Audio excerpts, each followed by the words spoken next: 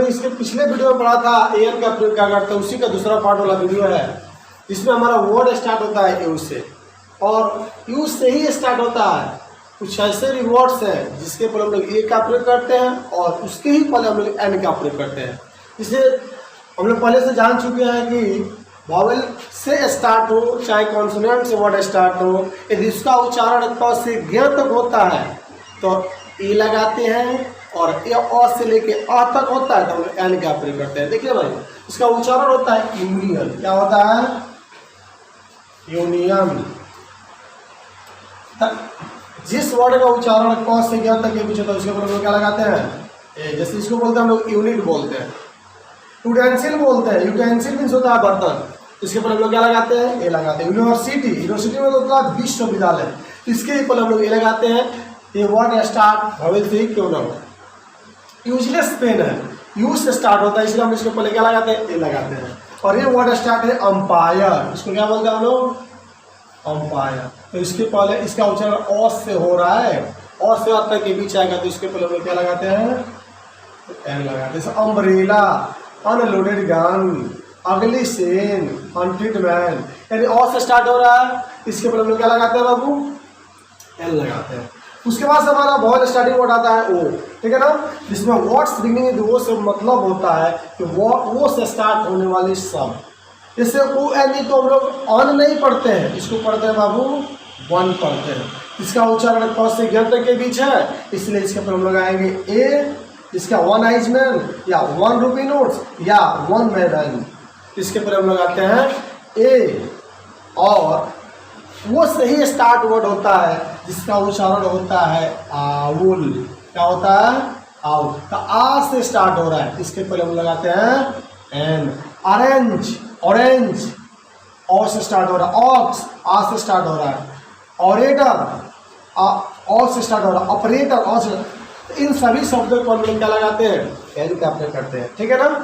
तो देखते हैं कि वर्ड जो स्टार्ट होता है एच से और ए प्लस कॉन्सोनेंट होता है, यानी अगर इसका उच्चारण क से ग तक के बीच होता है तो हम लोग ए लगाते हैं, और अ से लेकर अ तक के बीच होता है तो एन लगाते हैं, ठीक है ना। तो हॉर्स, इसका उच्चारण किससे हो रहा है? हॉर्स होता है तो ए लगाएंगे। हॉस्पिटल है तो ए लगाएंगे, हॉस्टल है तो ए लगाएंगे, हिल है तो ए लगाएंगे, हॉलीडे है तो ए लगाते हैं। और इसको लोग पढ़ते हैं एयर।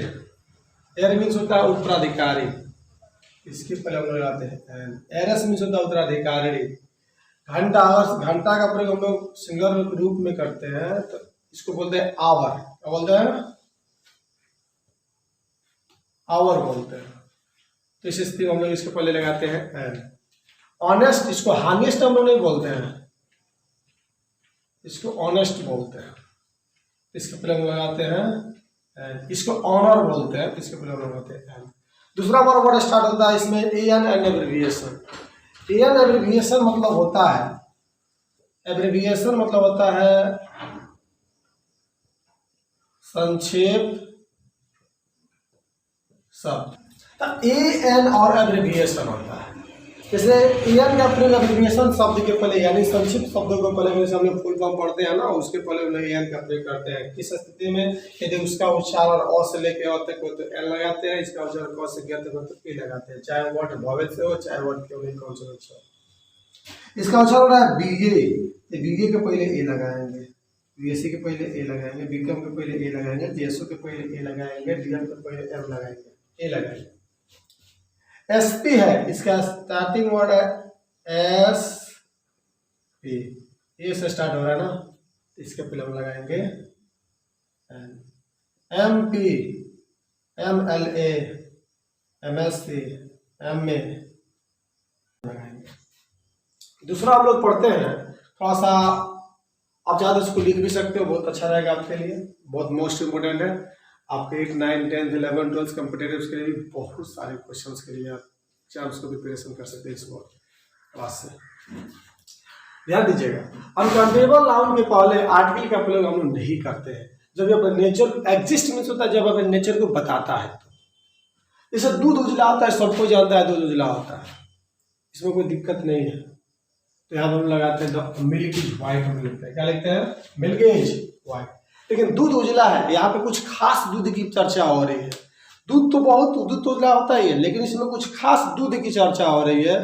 खास जब चीज का बोध होता है, जहाँ पे नहीं करते उस काम को हम लोग वहां पे कर देते हैं, यानी जहाँ यहाँ पे हम लोग द का प्रयोग नहीं करते, लेकिन यहाँ पे हम लोग द का प्रयोग कर भी देते हैं। यन का प्रयोग किसी भी एडजेक्टिव के पहले नहीं किया जाता जब अपने जब तक एडजेक्टिव के बाद कोई नाउन ना हो। एडजेक्टिव पर हम लोग कोई भी आर्टिकल यन का प्रयोग नहीं करते हैं जब तक उसके पास कोई नाउन ना। यदि नाउन होता है तो यन का प्रयोग करते हैं, नाउन होता है नहीं करते हैं, छोड़ देते हैं। जैसे मान लीजिए Ram is an intelligent, sentence गलत हो जाए क्योंकि इंटेलिजेंट के बाद से कोई नाउन है। इसके बाद से एन हटा देते हैं तो राम इज इंटेलिजेंट से हो जाए क्योंकि इसके बाद से कोई नाउन नहीं है और नहीं इसके पहले एन का प्रयोग किया गया है। दूसरा है Ram is an intelligent boy. Intelligent के पहले नाउन का प्रयोग इसलिए किया गया क्योंकि इंटेलिजेंट के बाद नाउन है। इस स्थिति में वाक्य सही होता है। क्लास रिप्रेजेंटेशन के लिए यानी जाति को बताने के लिए हम लोग जातिवाचक संज्ञा के पहले एन का प्रयोग कर सकते हैं।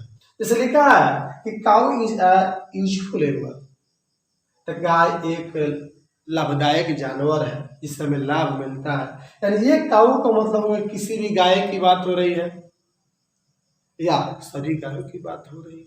तो इस स्थिति में हम लोग क्या करते हैं, इसके पहले हम लोग ए का प्रयोग चाहे एन का प्रयोग कर सकते हैं। हाँ, अगर स्टार्टिंग वर्ड उसका वॉवेल होते हैं एन लगाते हैं, चाहे उसका साउंड होते हैं एन लगाते हैं, और यदि उसका उच्चारण कॉन्सोनेंट्स है तो ए लगाते हैं। Thank you. हम लोगों ने एन का प्रयोग अच्छे से पढ़ लिया और हम लोग अगले क्लास में ट्राई करेंगे द का प्रयोग पढ़ने के लिए। ठीक है बच्चों, तब तक के लिए थैंक्स।